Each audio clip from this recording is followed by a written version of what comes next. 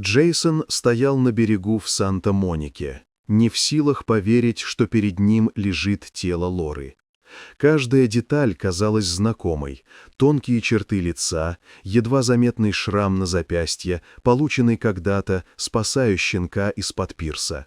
Морской воздух был холодным, но тело Лоры не разрушилось полностью, соль будто заморозила его, сохранив от времени.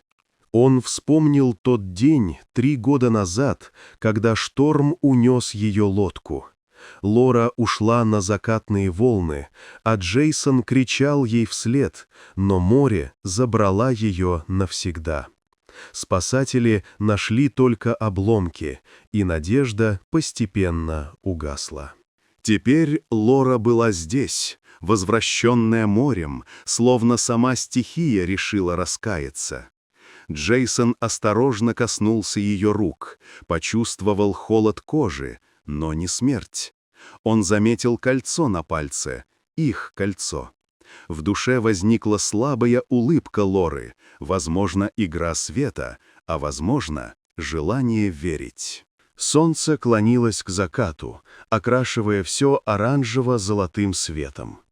Джейсон поднял кулон с груди Лоры, старый серебряный медальон с фотографиями их свадебного дня. Лица на снимках были живыми и счастливыми.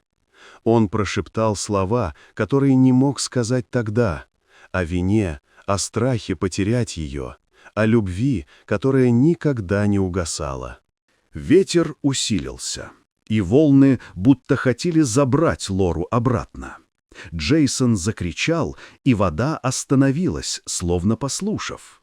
Море было не врагом, оно было хранителем, решавшим, когда вернуть ее. Он аккуратно укрыл тело Лоры, оставив его на воздухе, чтобы душа могла уйти спокойно.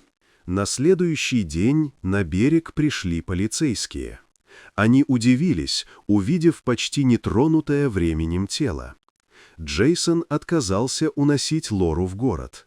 Ее место было здесь, на берегу, где море знало ее лучше, чем кто-либо. На похоронах собралось немного людей: старики, соседка, пару рыбаков. Гроб опускали в песок возле старого маяка. Внезапно волна накатила на могилу, ветер поднял песок.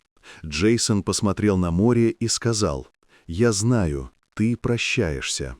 Впервые за 3 года он заплакал, по-настоящему, с болью, с любовью. Когда дождь прекратился и солнце прекратилось сквозь облака, над горизонтом появилась узкая радуга. Джейсон улыбнулся сквозь слезы, почувствовав спокойствие.